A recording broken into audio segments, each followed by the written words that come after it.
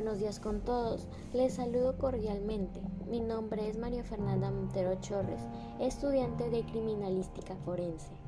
El día de hoy les estaré comentando brevemente sobre los 7 principios de la criminalística, con sus ejemplos para que puedan entender de una manera clara y despejar diversas dudas sobre ello.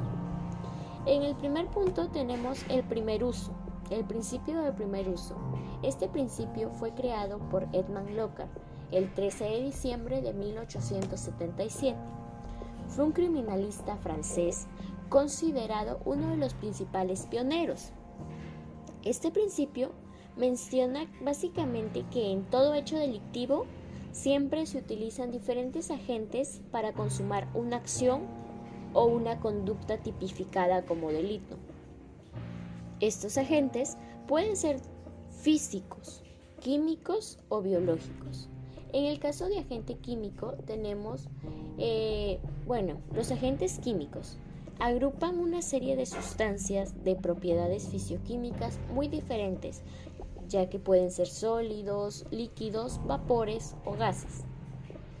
Existen diferentes tipos de muerte según este agente, ya sea muerte por agua envenenada, muerte por fuga de gasolina, muerte por inhalación de cloro, etc. Agente físico. En este agente físico entra a tallar lo que es el calor, electricidad, calor radiante y radiaciones. Estas van a provocar un efecto común sobre nuestro organismo, ya sea quemaduras que pueden ser localizadas o generalizadas y de mayor o menor gravedad en relación con su extinción y profundidad. Lesiones por frío, quemaduras por congelación. Mientras más sea el grado, mayor será el daño. Agente biológico. El agente biológico es causado por organismos biológicos, dados como bacterias, virus, hongos, enfermedades o podría llegar hasta la muerte. Por ejemplo, tenemos lo que son enfermedades de fiebre amarilla, viruela, etc. Un ejemplo muy claro sería en la identificación del principio de uso en una escena de crimen puede ser de identificar el cuerpo.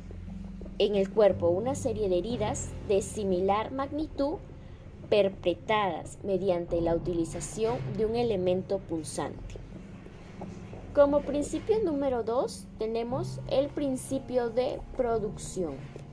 Este principio se basa en que tiene como fin observar lo que es el análisis de rastros utilizados en la escena de un crimen, tanto en el lugar en que han ocurrido, como el lugar donde se encuentra la víctima. Este principio intenta determinar de qué manera fue utilizado el agente vulnerante para así obtener mayor información acerca del mismo y poder identificarlo. Un ejemplo es en un homicidio donde el agente vulnerante es una tijera. Es posible determinar si las tijeras poseen doble filo o uno solo. De esta forma, se pueden obtener certezas en cuanto al agente vulnerante utilizado en el caso. Como principio número 3 tenemos el principio de intercambio. Este principio menciona que cuando los objetos que participan en el crimen entran en contacto entre sí, se produce un intercambio de material entre ambos objetos, puesto que tanto la víctima como el homicida del crimen, incluso en el lugar de los hechos, van a quedar rastros materiales de los participantes de dicho crimen. Tenemos un ejemplo muy claro, muy conciso, que es en un asesinato donde la víctima forcejeó con su homicida. Se le realizaron estudios de ADN de las partículas que se encontraron bajo las uñas de la víctima. A raíz de este examen se pudo identificar que el ADN extraído del cuerpo de la víctima coincidía con el de uno de los sospechosos del crimen. Como principio número 4, el principio de correspondencia. Entra a tallar lo que es la dactiloscopía de 1888.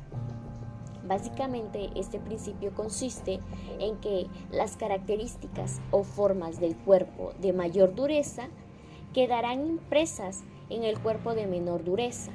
Es decir, al practicar estudios comparativos con las marcas que existen en el cuerpo de la víctima y las posibles evidencias que se encontraron en la escena del crimen, van a permitir determinar si fueron utilizadas o no en el hecho delictivo. De la misma manera, también pueden identificar lo que son huellas, rastros de pisadas dejadas en dicha escena del crimen. Hay un punto principal que dice que si existen de 12 a 15 características al momento de realizar los estudios comparativos, entonces es la prueba de que la persona o el arma sospechosa estuvieron dentro del crimen. Un ejemplo sería que en un homicidio realizado con arma de fuego, al casquillo de la bala encontrado en el cuerpo de la víctima se le realizó un estudio comparativo para poder determinar si la bala fue disparada desde el arma encontrada a uno de los sospechosos del caso. Como principio número 5 tenemos el principio de reconstrucción de los hechos. Este principio es uno de los más importantes, considero, ya que en este principio se basa en lo que es la recopilación de toda la información obtenida, utilizando los principios anteriormente mencionados, para así poder realizar una reconstrucción de los hechos y los fenómenos ocurridos en un caso o en una situación. De esta manera, será posible determinar con un grado de probabilidad cómo es que se desarrollan los eventos del caso, pudiendo así obtener una idea más clara y concisa en cuanto a los hechos. En este principio podemos encontrar lo que es, por ejemplo, en una escena del crimen encontramos huellas latentes. Estas huellas latentes son invisibles y para realizarles un estudio tenemos que aplicarles lo que es un uso de un reactivo. Este uso del reactivo hace que la huella latente sea más visible. Esa huella latente se vuelve un indicio. Del indicio pasamos a lo que es la fijación, el levantamiento. Esas pruebas pasan a un laboratorio donde podemos observar que se vuelven evidencias o un elemento de prueba clave para el caso. Un ejemplo muy rápido es que en el caso de un asesinato con arma de fuego dentro de un domicilio, el investigador conociendo en qué parte del cuerpo impactó la bala, habiendo identificado los patrones de las manchas de sangre y también coincidiendo con la posición final del cuerpo, puede llegar a establecer desde qué lugar y a qué altura se encontraba el arma homicida. Como principio número 6, principio de probabilidad. Al realizar diversos estudios de recolección y cálculos, participan todos los datos recolectados previamente en la escena del crimen. Y dependiendo de la cantidad de estos, se podrán establecer con un grado de probabilidad ya sea alto, medio, bajo o nulo, como sucedió en el evento. En este principio vemos lo que son los tipos de muerte, ya sea tipo de muerte natural, dudosa, accidental o violenta. Ejemplo: anciana de 82 años encontrada al final de una escalera en posición de cúbito dorsal con diferentes hematomas. Se considera que pudo ser una muerte dudosa. Como principio número 7, tenemos el principio de certeza. ¿En qué consiste esto? Consiste en que la norma tributaria debe ser clara y precisa. Debe determinar con precisión el sujeto, el hecho imponible, la base imponible, la fecha y el plazo.